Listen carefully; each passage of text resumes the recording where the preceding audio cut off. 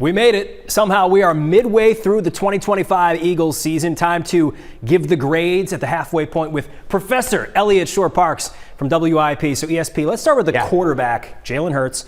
He's been on a heater recently, but you did not give him an A for the first half. No, so I'm going to heavily weigh the second half, I will say. But that first half did happen. Yeah. We did the show every Sunday. We all saw those games. He was not good the first month of the season. Now, the good news is the second half of this first part, he was much better. I thought he looked way more in control in the pocket. I thought his accuracy was way better. His decision-making was way better. And I think you can see him and Kevin Patullo getting on the same page. In the locker room in the game on Sunday, I saw them talking after the game, and they just seem to be really connecting when it comes to seeing the same things out on the field. So I feel good about where Jalen is at. The first 4 games did happen, but I do feel really good about the arrow pointing up on him the rest of the way. Some of those throws he's made in that Vikings game and in that Giants game, they were 2 of the best games maybe we've seen from him in the regular season during his entire career. So you gave him a B-. Now, all Nick Sirianni does is just win games. He's 5th in NFL history in win percentage. The Eagles are 6-2 at the bye, but how would you grade out? Let's talk the entire coaching staff. So that's Sirianni, Vic Fangio, Kevin Patullo, who you mentioned. Yeah, so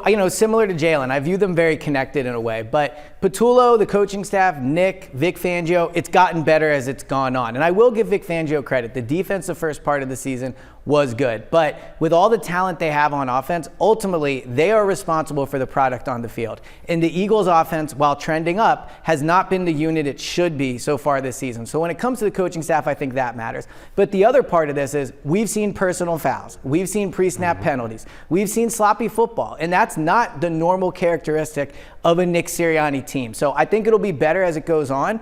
But the first 8 games, they were uncharacteristically sloppy. The details is what Nick stresses, and it hasn't been super sharp the first part of the year. Would you grade each of them separately? Like Nick and Kevin Patullo seem almost connected with their grade. Is that how you look at it? Yeah, I think that's how I look at it. The other thing, too, that I will say I've been impressed with the staff, but did take them some time, is the Eagles are getting so many looks they did not expect, both on offense and defense. When you're the Super Bowl champ, everyone spent all offseason getting ready for you. And also, with all the talent the Eagles have, they get a lot of unscouted looks in these games. They spend Monday through Saturday preparing. Then on Sunday, they see things they were never expecting. So I think they've done a good job adjusting in game, but I do think that first month of the season, there were games where they had negative passing yards at half. That can't happen with this talent. Let me throw one more name at you before we move on in the coaching ranks. Jeff Stoutland, whom everybody talks about, Hall of Fame kind of talent as a coach.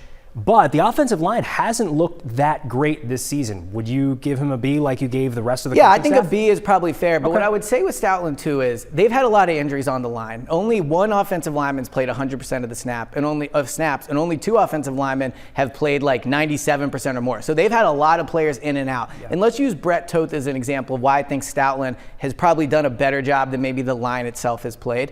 Toth has played big-time snaps at guard and center. That is hard for a backup offensive lineman to do. He's come into multiple games and played those positions. So credit to Stoutland for getting him ready. Much like Patullo and Nick, the bottom line's a bottom line. The offensive line's not been good enough, but I do think Stoutland has done a good job preparing them. The players just need to execute better. That's a really good point. Stoutland, you still looking pretty good. The offense has looked better of late, as you said, but there were obviously struggles early on. Saquon having a down year by his standards. So is A.J. Brown. So you got to think, you don't think as highly of them as maybe we should? Yeah, I think the offense has probably been the most disappointing part of the team just because of the sheer talent they have there. Saquon, AJ, Devontae, Jalen, Dallas Goedert, a line that arguably last year was the best line in the NFL. And I know they don't have the same 5 starters, but the running game has been really, really bad. And credit to the coaching staff for coming up for some ways to get creative. They've added an extra offensive lineman. They're doing more under the shotgun.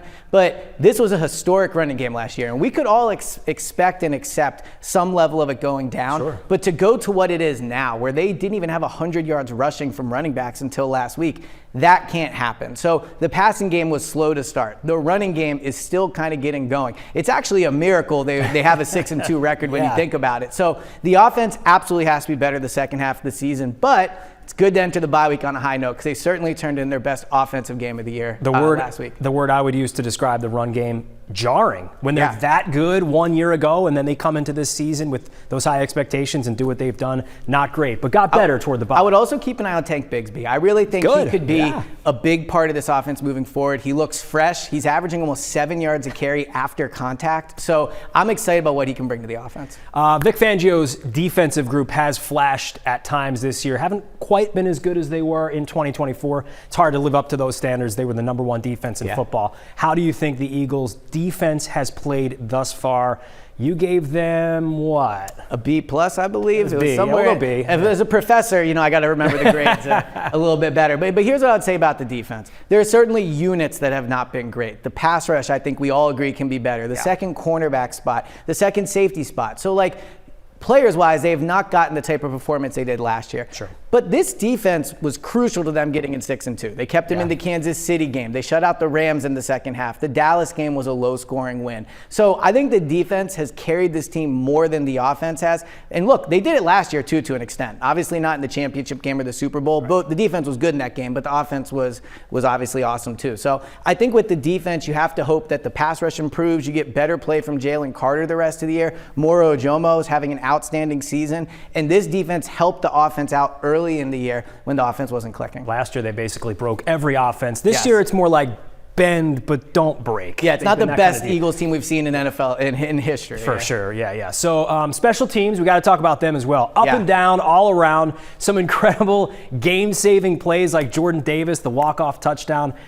Some not so great kick returns. It's been a roller coaster. How do you grade that unit? I believe. Yeah, I think they're in the B range as well. And I think with the special teams, look, I know that the kickoffs have not been great. There's been fumbled kicks. I get it. I think they're 31st in the NFL in average kick return. So they've not been good. But if you told me the special teams was going to score multiple touchdowns and win a game for them, I mean, that Rams game, that was a loss. We were there. It was one kick away from being a loss, and they saved it. So that type of outstanding performance from the special teams, I'm not going to kill them too much. Now, I will say this, though. In 2022, we all were concerned about the special teams throughout the year, and we kind of brushed it under the rug, right? The offense is good. The defense is good.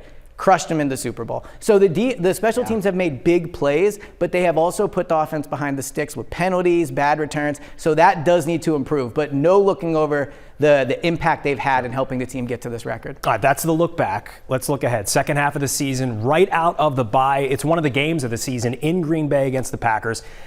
All that talk about the tush-push all off season was led by them. Micah Parsons traded to the Packers. He's been yapping about it. But in the end, the question is, are the Eagles a better team than the Packers? Is this maybe the game of the year? This is a massive, massive game. Now, the one after it, too, the Detroit game is pretty good. So we're going to find out a lot about this Eagles team over the next 2 weeks. But here's what I'd say about who's the better team.